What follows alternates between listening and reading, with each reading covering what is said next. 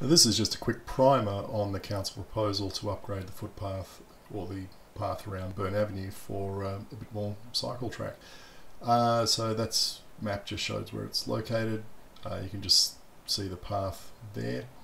And let's ride around here in a couple of different ways, having a look at the path from different directions and different angles.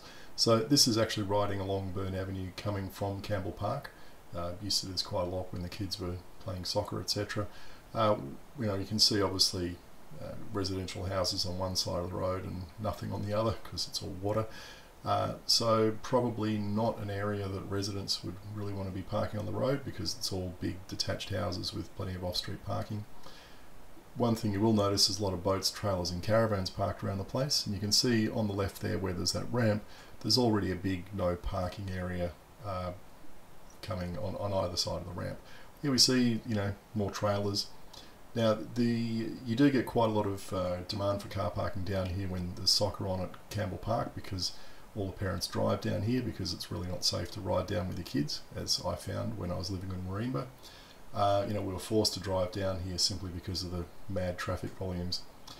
So yeah, I do understand the pressure for car parking spaces down around this area on nights when there's soccer training and on the weekends when soccer's underway.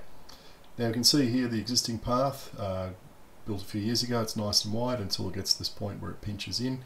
And when you're coming from this direction from Byrne Ave, cyclists are supposed to jump out on the road. That's alright if you're a confident adult cyclist, which I rate myself as, but I'd never do that if I was coming along here with kids. Coming from the opposite direction from Campbell Park, again, you can see the path is nice and wide in this direction until it pinches out, except there's no off-ramp from this direction to get you out on the road. So you just ride along here and you can see by the worn out grass on either side that pedestrians are quite used to hopping off the path to get out of the way. In fact, it's pretty much so narrow that pedestrians coming in opposite directions really can't get past each other. So yeah, I think it's definitely required, this upgrade to the path. It's a great idea. Magpie nets would be great as well.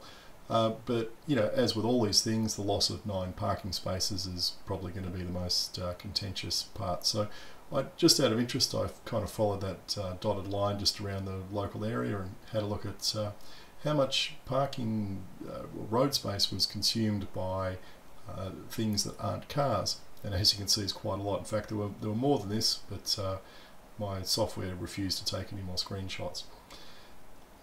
So yeah, I think a lot of the if people do complain about loss of parking, it's like, well, what are you trying to park? Trying to park a boat? Can't you park that in your driveway? But otherwise, yeah, good idea, and I think we should all get behind it.